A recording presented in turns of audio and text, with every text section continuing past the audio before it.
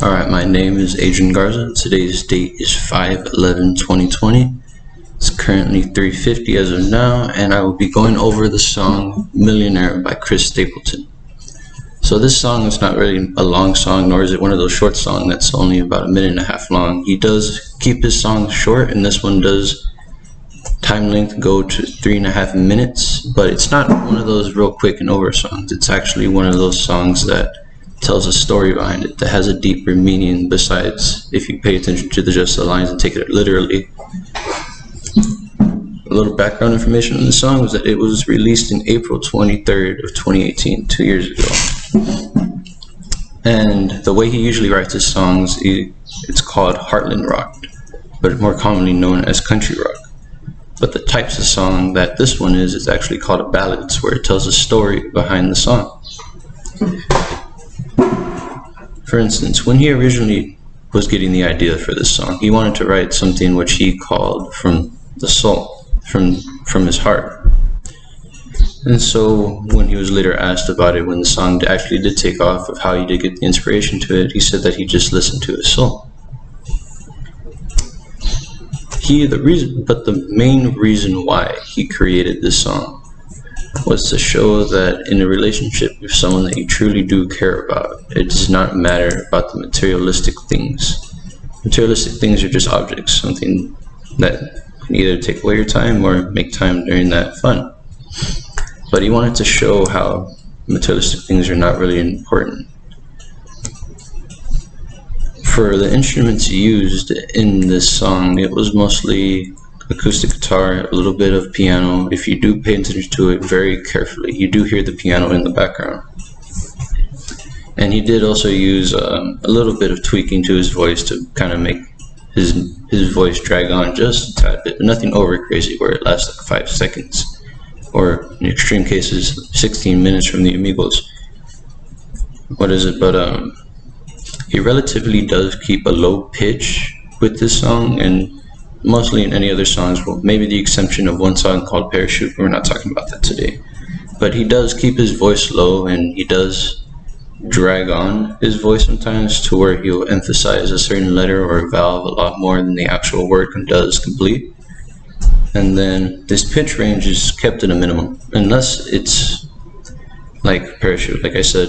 But in this case, it's usually kept at a minimum. Even it does go up just a little bit, but you're not talking about nothing crazy where it's like a heavy metal death song. It's barely noticeable. And then it's dynamic singing.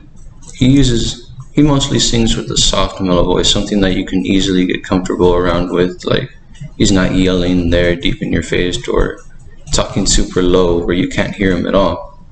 He finds that balance point to where you're able to hear him, but it sounds super soft and mellow while he's at it. And when writing this song, he does use a lot of repetition, and the rhythm does keep the same between those repetitions. For instance, in his lines here, let's see where it is. Because love is more precious than gold. It can't be bought, no, never could be sold. I got love enough to share. That's what makes me a millionaire. He does use that a lot, and it does repeat several times throughout his song, but it's emphasizing about how much to him materialistic things really don't care, because he only cares about one person in his life, and that's basically his world, his current wife. Then he even goes at it further, bringing up his past when he wasn't as big as a country star as he was now. He goes with the song, and it says, when we ride around this whole town in this beat up car with the windows down, people look at her and they look at me and say, that boy is sure living in luxury, sweet luxury. It's showing how to him when he was younger, he didn't really care about having the most biggest and baddest things when he was young.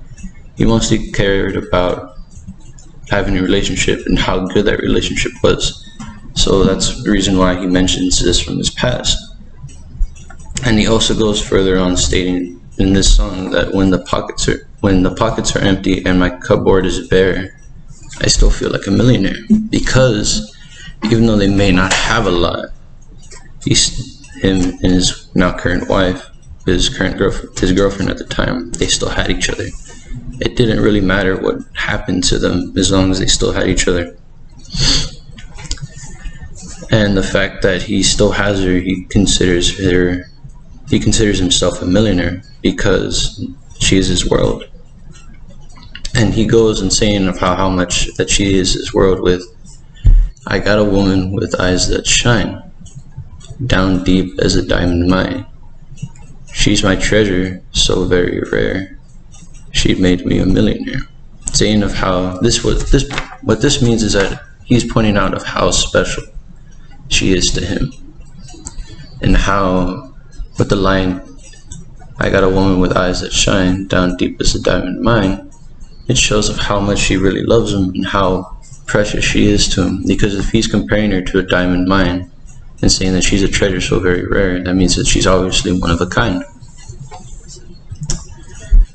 For instance, he does say this a little bit more throughout the song, saying love is more precious than gold, but he doesn't really repeat that certain line in it again.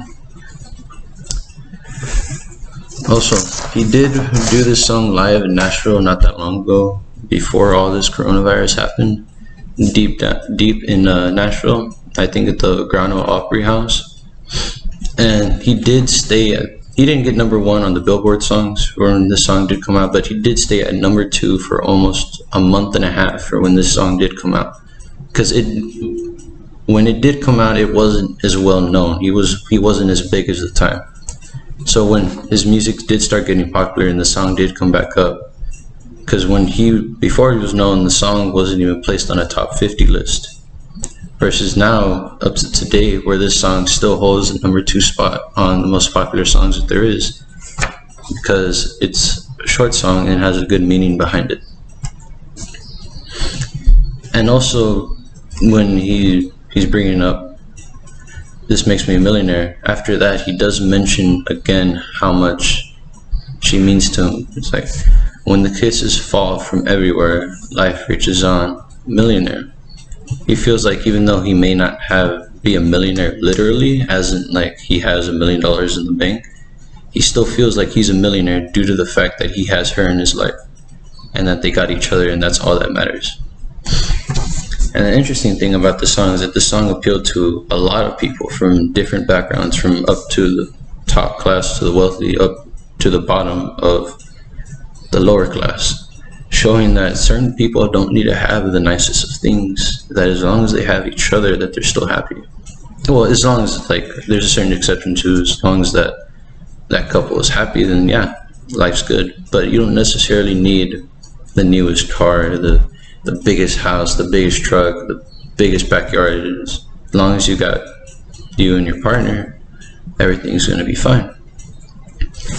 And when he was originally writing the song, he did keep it short for that reason, because he wanted to make his message straightforward. Now, he didn't need for the song to be dragged out to 4 or 5 minutes for that reason. He just kept it simple to the point, using a lot of repetition and keeping the tempo the same.